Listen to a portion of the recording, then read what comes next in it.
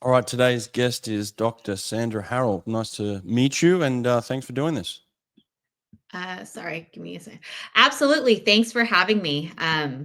It's such a pleasure to be here and to be able to help the swim community and just kind of chat expertise in terms of performance and Yeah. rehabilitation, really. Yeah, well, look, I found you on the internet, which is awesome, and I think that the internet to me is two types of people, right? There's ones that are Mhm. that you can kind of pick up. They're not in the space. They shouldn't be in the space they're talking about, and then other people totally belong, and they're doing a fantastic job, and that's you. And I just love the content you're putting out. I was going through it the last couple of days, and it's just so informative and visual and easy to understand. And I think that's what you've done. You've taken really complex issues and challenges and just broken them down into small bite-sized things that people can apply to their life, right? Absolutely. That's the goal, right? If it's not digestible, Yeah. people aren't going to take advantage and utilize or apply those skills or tidbits to their training and recovery. Yeah. Give us a little background on you and your swimming life, your swimming story. Absolutely. So, I started swimming at a young age at about 5. Was competitive, didn't love the sport when I was a kid. Like most kids, you do it Hmm. because your parents, tell you to do it. Over time, developed a strong love, passion, and competitiveness in the sport. And so I ended up competing in college. I swam for UC San Diego. At the time, I was a former 5-time NCAA All American. I also had set 2 pool records at the pool at UCSD. Um, but throughout my time in college, I was just riddled with injuries. And it's unfortunate because that really affected my outlook on the sport, Mm. on fitness, and it really tainted my experience in college. So, as much as I loved the sport, I kind of ended it on a bad note. And a Mm. lot of it had to do with, just I had shoulder issues. I had, shoulder impingement, such a common diagnosis. I Right. had thoracic outlet syndrome, less common, but still pretty prevalent in the swimming community. Um, and then I ended up tearing my labrum in my hip my sophomore year in college, but I wasn't aware. I didn't have the proper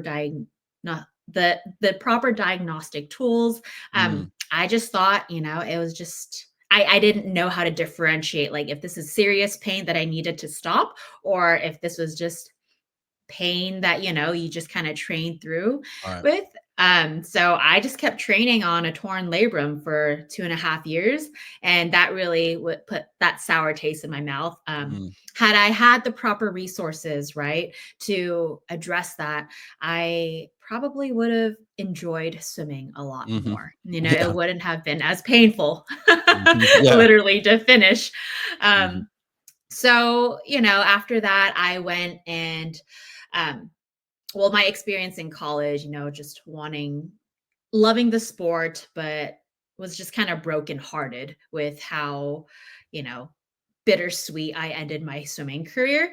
I Right. went and pursued physical therapy and rehabilitation, as well as health promotion and exercise science. So I ended up getting my doctorate in physical therapy and rehabilitation.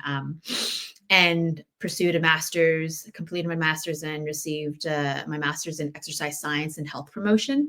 Mm. And so now I utilize my experience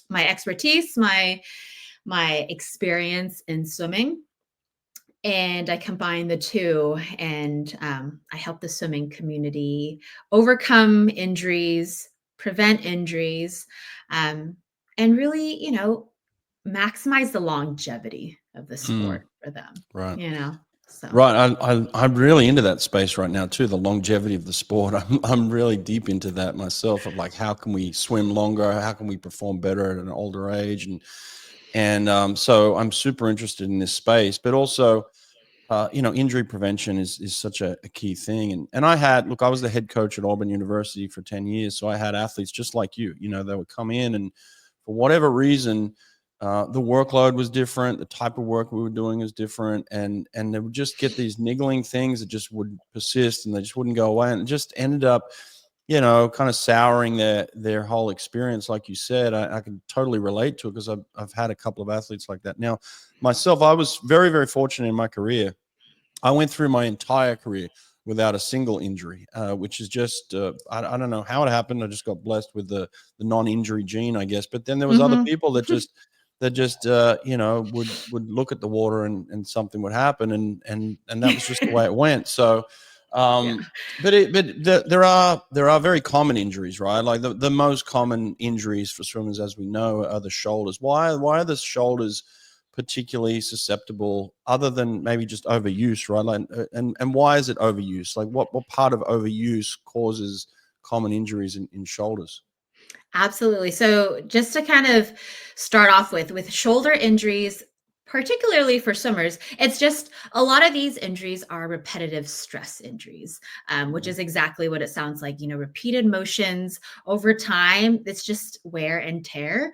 When you couple that with anatomy, right? Mm. That's going to increase or decrease your risks for injuries. So if have great anatomy, you don't have any bone spurs, um, any issues with like the labrum, um, you can probably train at a higher capacity for greater volume than somebody that just naturally, due to anatomy and differences in anatomy, they aren't able to do the same workload.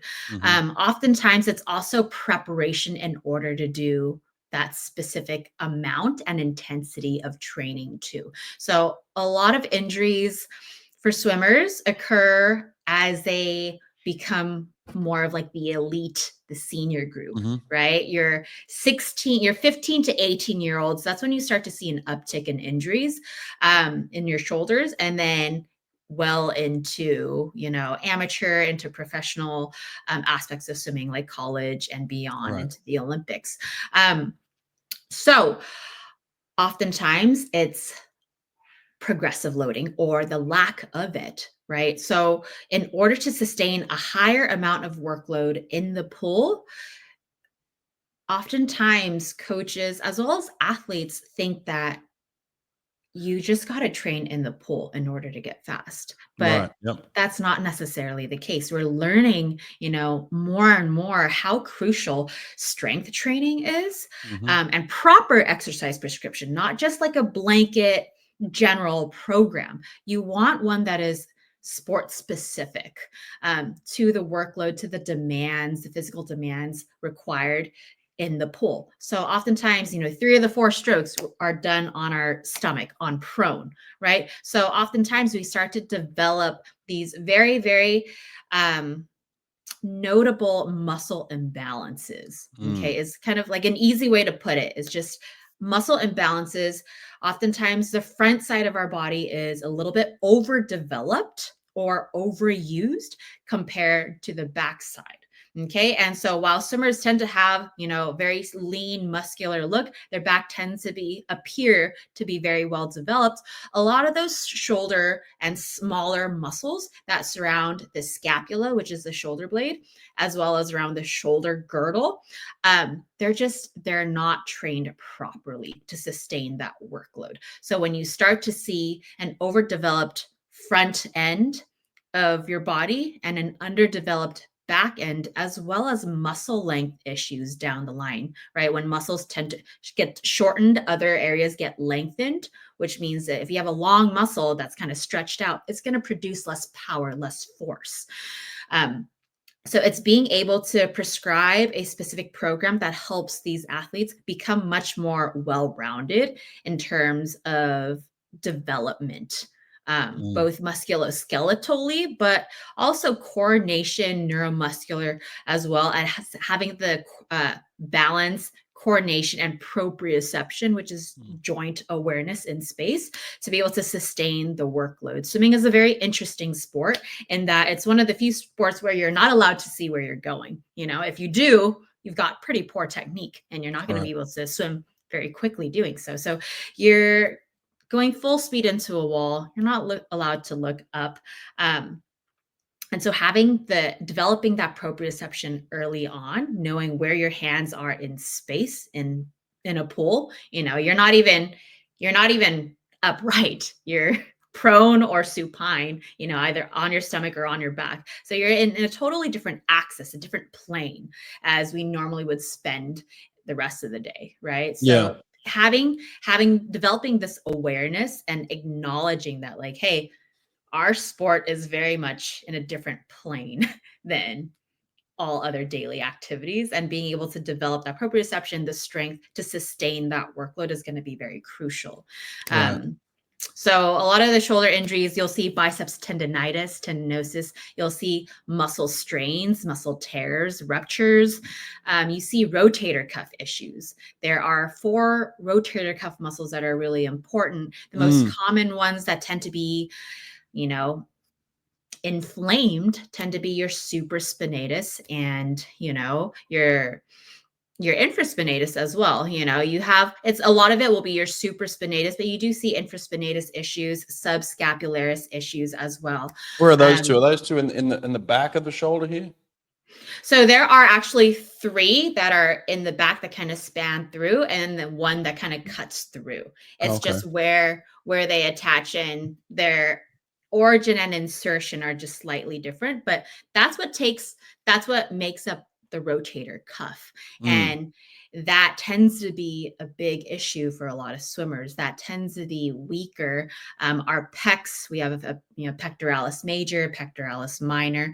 They work in sync, and oftentimes we go into this forward head posture with rounded shoulders because everything is so developed and stiff in the front, and then things in the back get elongated. So we have we have this forward head posture, and so our deep neck flexors are weaker, and that has a lot to do with head position, right? And that ultimately affects your body position as well.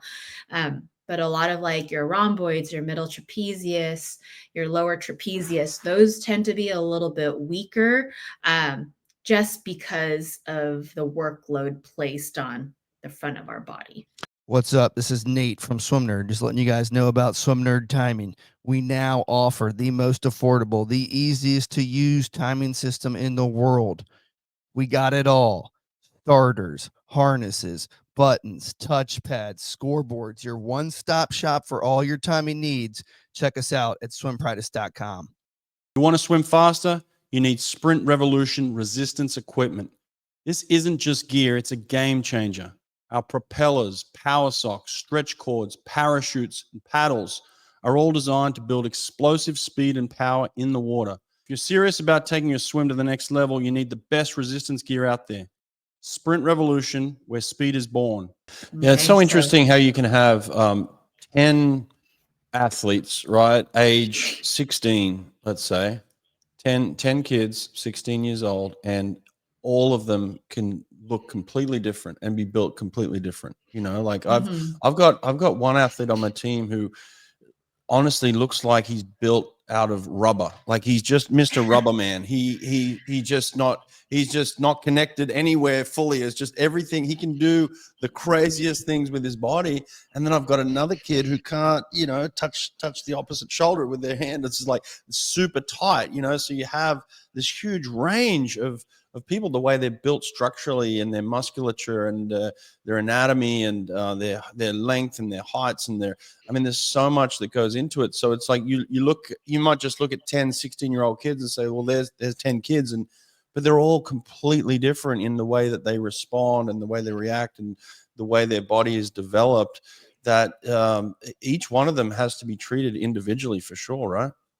Absolutely. And you brought up a good point too. Hypermobility, which is that joint laxity that you're describing, that rubber like movement versus, extreme stiffness. So hypo-mobility, those are 2 ends of the spectrum in terms of, their mobility and their flexibility. And when you're at the ends of the spectrums, that's when you start to see more injuries arise. Those that fall in the middle that have, average mobility and flexibility, that's a good sign, to be kind of near the middle. It's not to say that they don't still need to work on mobility or strength, but those that are either hypomobile and those that are hypermobile I tend to see higher incidences of injuries, right. for reasons, because if you think about it, if somebody is very stiff, right? If their shoulders are stiff, you still need to have full range of motion to Yeah. perform freestyle, butterfly, backstroke, Yeah, even whatever just a their stroke streamline. is.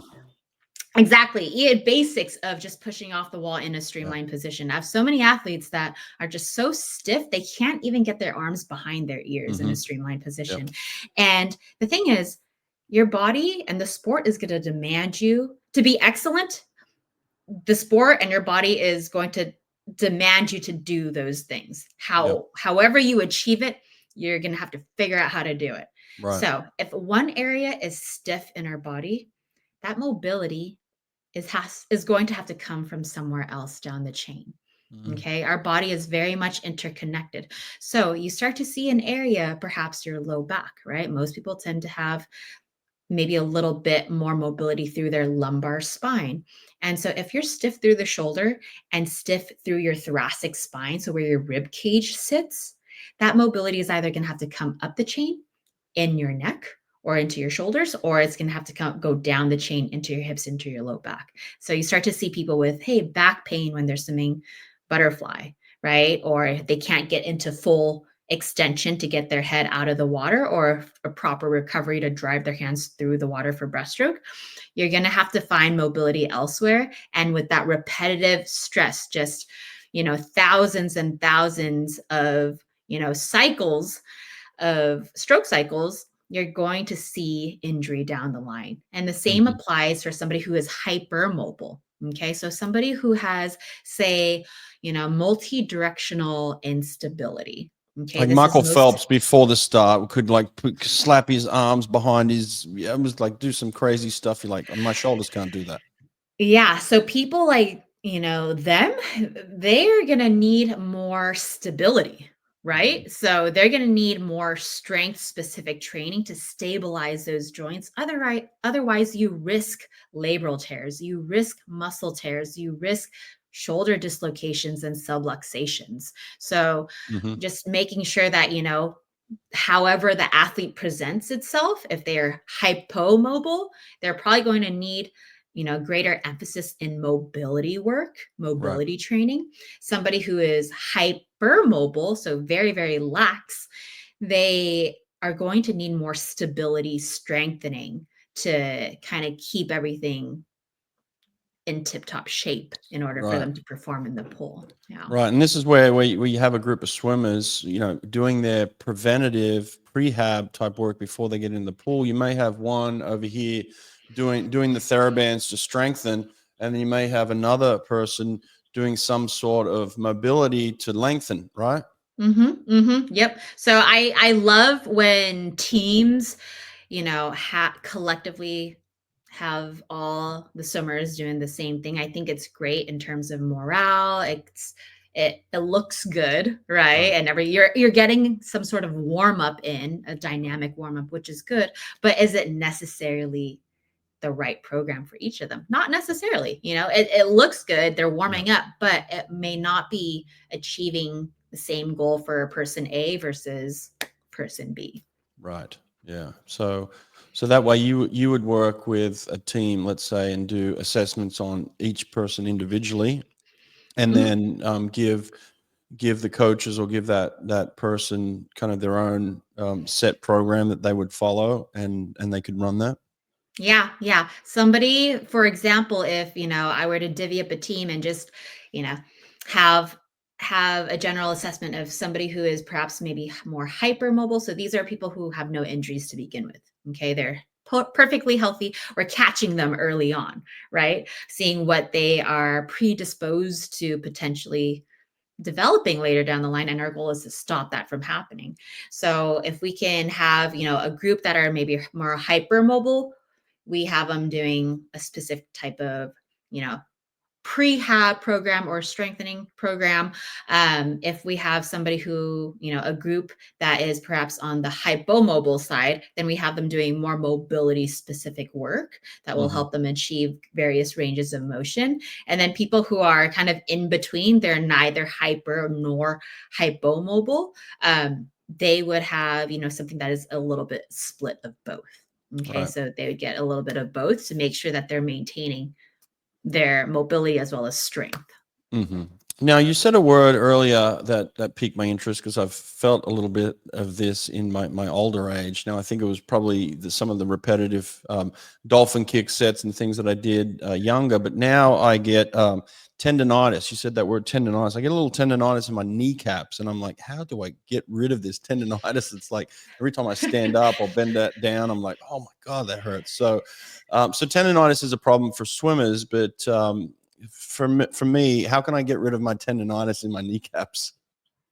It comes down to having a proper rehab program, and one that is performance based, right? So I see a lot of rehab programs, and I think physical therapy is great, but it's, if you go to a typical physical therapy clinic, a traditional one, you'll see that it's primarily like Bosu balls, exercise balls, resistance bands, like TheraBands, like light, very, very light resistance work. And for the general population, I think that is sufficient to start finding pain relief. Because for the general population, they're not training even 1 hour a day. Right.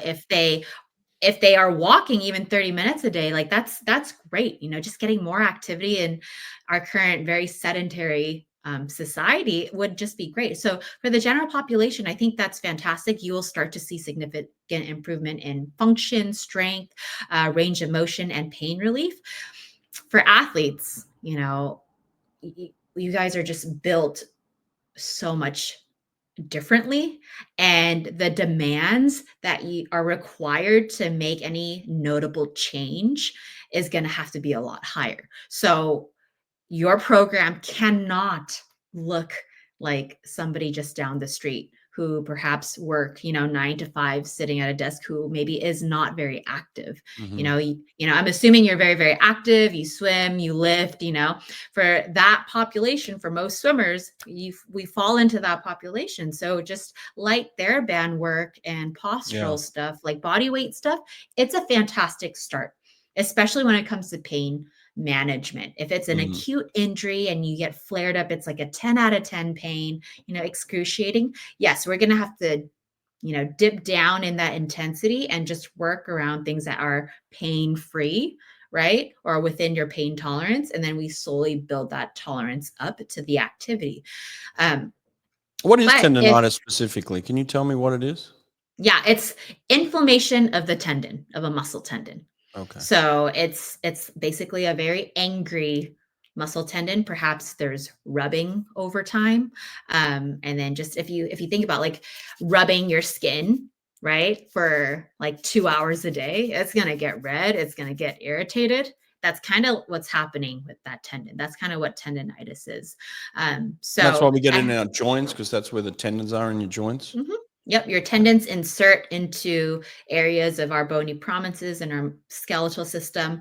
And, if it's over time, it just kind of rubs and changes to, muscle mass. Our body composition changes in our workload are going to affect how like your tendons kind of glide over each other. And so sometimes if this is where technique matters, right? Technique is so important, not just to swim fast, but also to make sure that you are pulling, pushing, pressing all these different movement patterns properly. Because if you're squatting, for example, and your knees are caving in, you're going to get issues through, your MCL, perhaps your ACL, perhaps some patellofemoral pain, which sounds like what you might have if your kneecap is the issue, right? If extending and bending your knee is giving you issues, it makes me think that perhaps biomechanically we were not optimizing that very well. Perhaps there were some issues with your biomechanics. Perhaps it's not, perhaps technique could have been improved a little bit, or just awareness of, proprioception, what your knees are doing in space, that over time just kind of resulted in that.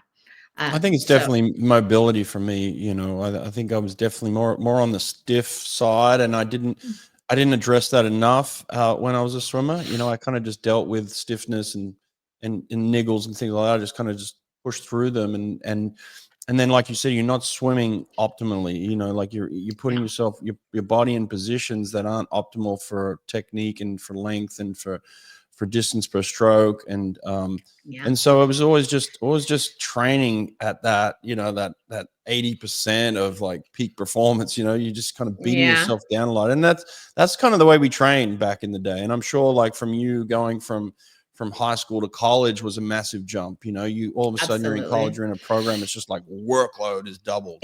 So that's Hmm. tend to what we do in swimming is we double things. Like if you want to get better at something, just double the workload, or Yeah. Yeah. And that you mentioned it yourself, hypo-mobility was probably an issue for you. And so if you were perhaps a little stiff somewhere, right. you know, up the chain, Yep. that extra mobility to get that work done, to get you competing at the level you were competing at, it's going to have to come somewhere else. And Yeah. over time, you start to develop these tendonitis, these Yeah. acute conditions because of repetitive stress. Now, I've seen a little bit of scoliosis as well. Like, what is scoliosis, and how would somebody work through that? Because that's not something you can solve, right? But something you have to manage, isn't it? Yeah, scoliosis is a little bit different, just depending on the severity as well as the type. So there are various types of scoliosis. I'm not a specialist in it, but there are types of scoliosis where your spine is curved in like a lateral plane. So Okay. in like the frontal plane, it's perhaps curving left to right. There is like a type of scoliosis where it kind of twists. Your spine is kind of twisting too. Oh, So it's in like this transverse plane. Um, so just depending on the severity of your scoliosis, it can be improved with strength training. With braces have helped, but sometimes you might need a surgical approach as well. So scoliosis is kind of its own beast, mm, unfortunately. right, right. Other than shoulders, I guess, and we've talked about scoliosis. Other than those two things, what are some of the other major issues with swimmers? So something that I'm noticing more and more across the board is something called thoracic outlet syndrome. And it's definitely the much less common sister, much less known and famous sister of shoulder pain, because a lot of it's because it's more of a syndrome. The origin of pain, or the explanation as to why it's occurring, is multifactorial. It's not as simplistic as like, hey, A plus B equals to C. You Where does it get occur? with it, so it originates in the thoracic region of your spine. So I would kind of associate it as like a back issue, but it travels into your hands. So And these people thoracics is with your upper back. Yeah. So you've got your cervical spine, which is your neck. Okay. Then you've got your thoracic spine, which is essentially like your upper back, upper to middle back, where your rib cage attaches to. And Okay. then you've got your lumbar spine, which is typically what people think of as their low back when they have like low back pain. So thoracic outlet syndrome is something where there are various symptoms that come out of it. So you can get numbness and tingling into your fingers. It can be unilateral or bilateral, but it tends to be on one side of somebody. It can occur due to it can be insidious, just gradually occurring, or it can be due to a traumatic incident where you fall on a shoulder or you dropped something heavy on your shoulder. It can be, you'll notice like a difference in temperature between your hands. Because what happens is that the mechanism is that the muscles that allow your nerves and your arteries and veins to exit out of like that armpit, this Mm. axilla area, it gets compressed by muscles, and it can be compressed at the pec region.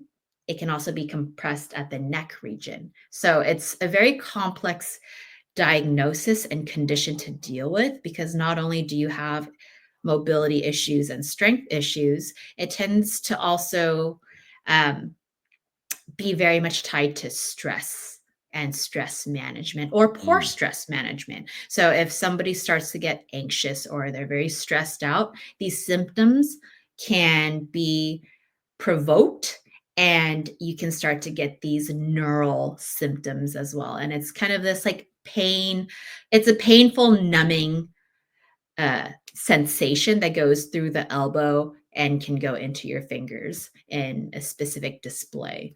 So, and it tends to affect people swimming. So you'll hear, somebody, something that you might hear is, say, somebody who's swimming freestyle, they've only swam for like 20, 30 minutes, but say they're a very high level athlete, right? But they've been swimming for 20, 30 minutes, and then all of a sudden they just feel like their shoulder feels so weak. It feels fatigued already. It feels like they've, maybe done 2,000 yards or meters, but it felt like they swam for 7,000, 8,000 already. It's just, they I had just that feeling start often. yeah, and it's not just like over trimming. It's not like a cumulative effect of like, oh, you have a lot of long practices. This is, you consistently get these symptoms. So that's kind of how I, recognize that, hey, there may be something going on in their thoracic spine, as well as what their scapula is doing, their shoulder blades. So there's like this, scapulo humeral rhythm where, your shoulder joint, your glenohumeral joint, so your shoulder, as well as your scapula, as well as your spine, they all work together for you to abduct your arm overhead, for you to lift your arm, or for you to extend your arm. And so when, say, your scapula, when the muscles that help pull and lift the scapula as well as the shoulder joint are mistimed, or they're not operating in an optimal manner, you start to see issues with biceps. You start to see, injuries occur like biceps tendonitis. You start to see like scapular dyskinesia is something that is fairly common in the swimming population as well. So you start to see these issues arise, and making sure that you address them will be very important. Welcome to the Sprint Revolution School. This is the culmination of my life's work. Everything I've learned coaching some of the world's elite athletes, including Cesar Cielo, Fred Bousquet, Bruno Fratis, and leading my Auburn team to the NCAA championship in 2009 alongside the legend Richard Quick. Now all of that knowledge is available to you.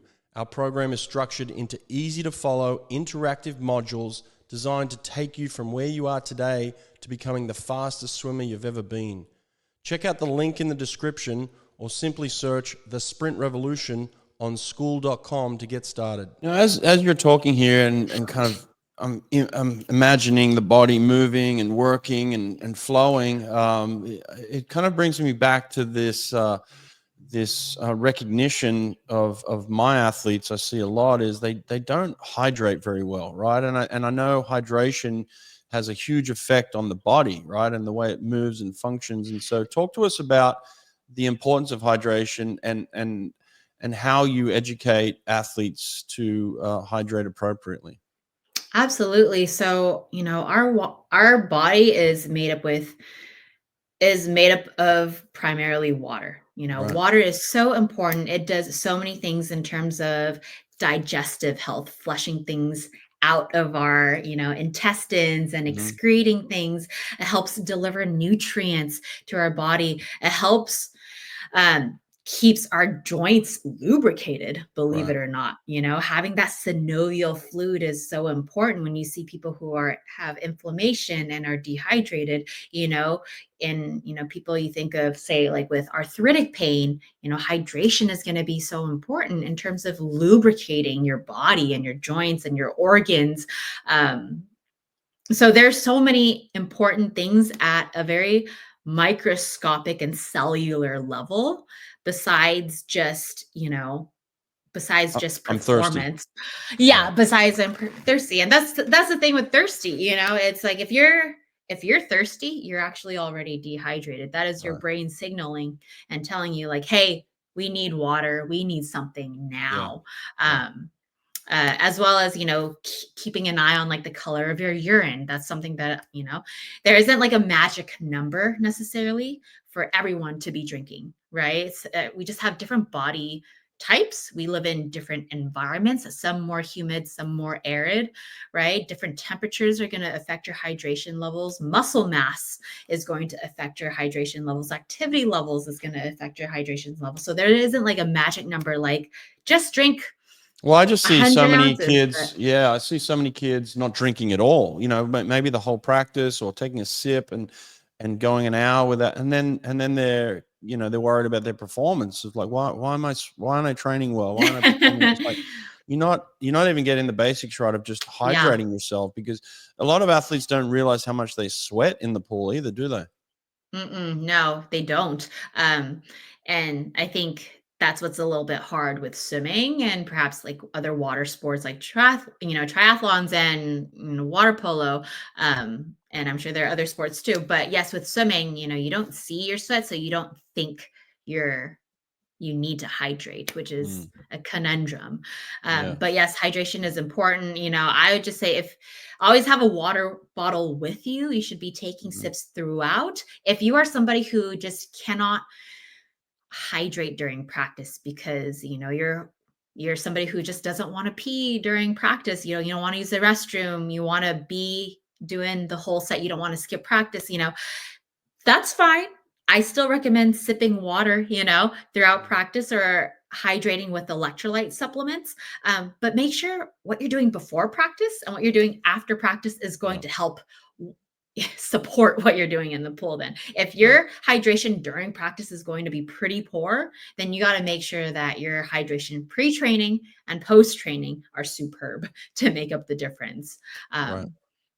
Yeah. Now, the other thing that I think is really important in terms of how we're getting faster is the idea of recovery, and there's so many different things that we can look at in terms of how we recover, but just in terms of you know post training, like after the training, what are some things that people can do that can have a huge effect on how fast you recover, how well you recover for the next workout, Absolutely. So I always tell my athletes and tell coaches and teams, master the basics. If you master the basics, it's going to take you probably 80 to 90% there to peak Hmm. performance. And then you supplement the last couple percentages. So I tell my athletes, make sure you are first consuming enough food, right, in general, but also making sure that you are having adequate protein in your Hmm. diet. I see a lot of athletes, you know, they primarily plate with carbohydrates and fats, and that's great. You need both of those, just for fuel. Fat and carbs is your primary fuel. It's your primary energy source. It also helps with regulating hormone productions, particularly with fats. So it's really important. But I tend to see protein either in a smaller portion in comparison or just completely absent sometimes. And so they're not consuming enough protein. And so what I tell my, athletes and when I consult with coaches is that, when you're working out, you're not actually building muscle. And contrary to the fact, you're actually degrading muscle. You're breaking it down. This is why, when you get sore, it's because you have tons of microscopic muscle tears and your body needs to heal itself. When you're working out, lifting in the gym, dry land, swimming, and you get sore, you're breaking down your body. The only way to rebuild, repair those muscles so that they are bigger and stronger is by consuming protein. And so protein is absolutely crucial. It's the only macronutrient that can help rebuild muscles. And so when athletes, aren't consuming enough protein, you start to see injuries, you start to see burnout, you start to see, symptoms of like overtraining, even if, perhaps they aren't training as much as say, others, but you start to see some of those effects. They get super fatigued and they just have a lack of power generation and speed in the pool. And I'm curious, what are you doing in terms of hydration? What are you doing in terms of your nutrition? How much protein are you eating and when are you eating it? And the quality of that protein too, right? Like some Quality. kids, yeah, the kids will just get fast food and think, oh, I got a hamburger and ate some protein. But Yeah, you want to make sure that the food you have has high bioavailability, meaning that there's a lot of nutrients to what you're eating. Oftentimes, when things are ultra processed, it the bioavailability. So yes, if you are going and getting fast food, something that's over processed or ultra processed, yes, there is carbs. There's maybe a piece of lettuce, some tomato, a patty, like a burger patty. And so you have like some carbs, some fats, some protein there, but what's the quality of it? Is it is there actually an abundance of nutrients in there, or are you kind of just eating like the shell of what you think you're eating, so yes, absolutely, like you said, quality of your nutrients matter. Stress management matters, how your mental resilience. A big part of what I do with my clients and my athletes and my teams is especially when they're injured, it's a lot there's a lot of benefit to athlete education yes, about their condition, managing, recovery expectations, timelines, prognosis. Oftentimes it's like, all right, I got this issue. Can you fix me? And they, say they've been dealing with this for like 6 months to 2 years. And it's like, okay, I want this gone in 3 weeks. I'm now seeing somebody for this. I expect to be completely healed, ready to go in 3 weeks. And that's just not realistic. Right. Something that I tell my athletes is like, okay, if you have an acute issue, say something that is very fresh, you just heard it, a couple of weeks ago, you can expect that the timeline could be pretty quick because you addressed it pretty quickly, right? Other issues you didn't develop compensatory strategies or movement patterns. There isn't a greater difference in muscle imbalances to compensate this injury during training. Because you addressed it pretty quickly, you can expect relatively that your timeline for recovery is going to be a little bit quicker. Your prognosis is going to be a little bit better. If somebody who has had, a rotator cuff tendon, there's tendinopathy, there's tendinosis. Rotator cuff tendinosis just means like it's a chronic issue now. It's been lasting for over like 3 to 6 months at this point. If you've waited that long to begin addressing, to manage my athletes' expectations, I would tell them like, hey, if this is a chronic issue, expect your timeline to be longer. Okay. Right. There isn't a definitive time. A lot of it is going to be dependent on your adherence to this performance rehab protocol and program that we have you doing, right? Yeah. Because people can come see me and get this addressed, say in January, and I give them a program that, I think like you can start to see pain relief, improvement in function, both in the pool and in the gym, in a couple of months. But now we're in July, or, June, July, we're 6 months out since we first saw each other. And I'm like, hey, have you been doing your Mhm. program? And they're like, no. Or they do Yeah. it once a week, or, Right. once every 2 weeks. Sometimes I don't see them for a couple of weeks because they're on vacation, or school, or, work got in the way, and it's like, I understand life happens, but if you want to address this injury and get back to competing and performing at the level that you need to or want to, then you're going to have to be accountable and really prioritize taking care of this injury and doing what you need to do, you know? Yeah, yeah, So, yeah. absolutely. Yeah. Now, looking back on your college career and the injuries that you had, and the stuff that you went through, we're Mhm. all kind of reflective. And what are some of the things you now know that you could have done better for yourself, or you should have done better, or you think to yourself, like, if I had have done this or that, or if I hadn't have been doing this and that, so what are some things that you've kind of evaluated from your own college experience?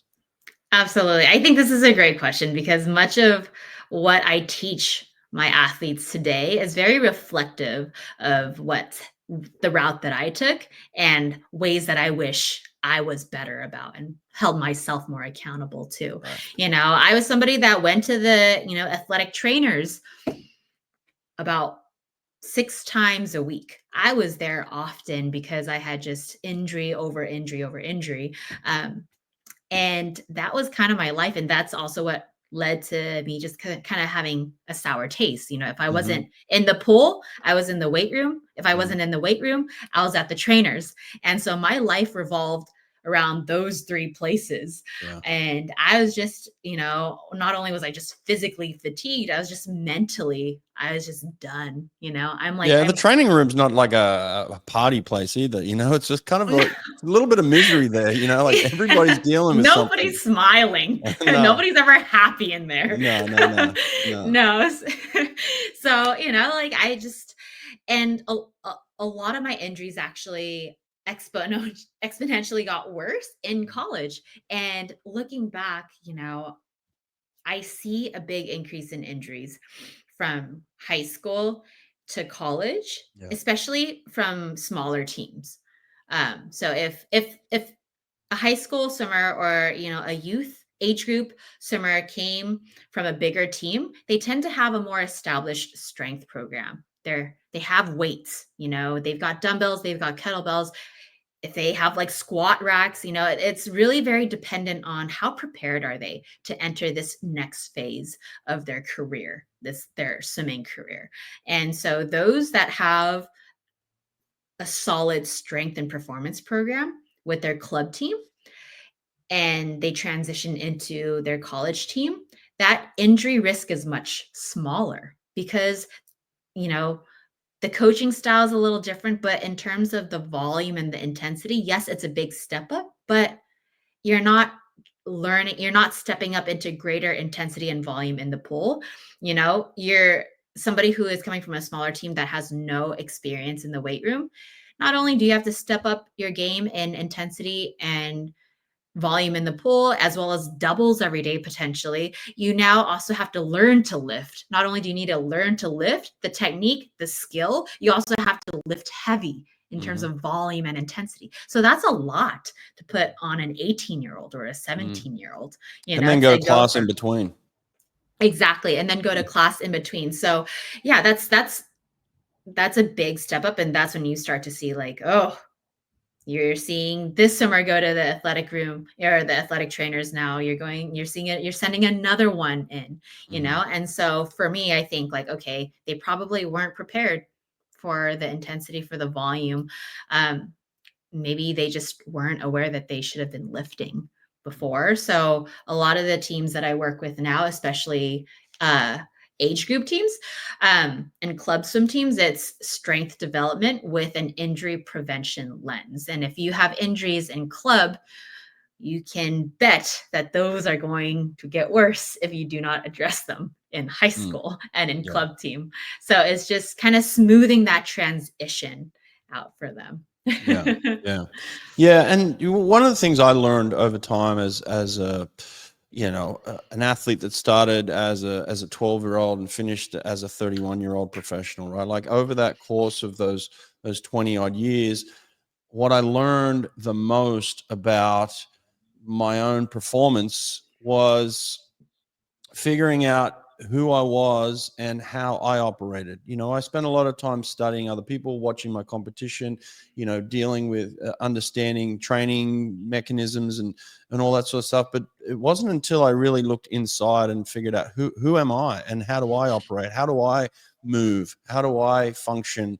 How do I, what's my best response to sleep and nutrition and psychology? And when I started to take a deeper look into me, that's when my performance really took off. And I think that's what you're talking about too, is just that education from a young age is like starting to understand yourself. What are the foods that best help you perform? What is the type of environment that helps you perform the best? And what are the functions and the movements and the all the things that you talk about and that you studied, I think are just really important for kids and athletes to get a grip on, figuring out what is the best plan for you and what drives you and what gets the best performance out of yourself. Absolutely. Developing proprioception, so just body awareness early on, Right. but particularly introspection, right? The ability to self reflect is such a skill that, unfortunately, even adults have a hard time Yeah. acquiring or developing. Yeah.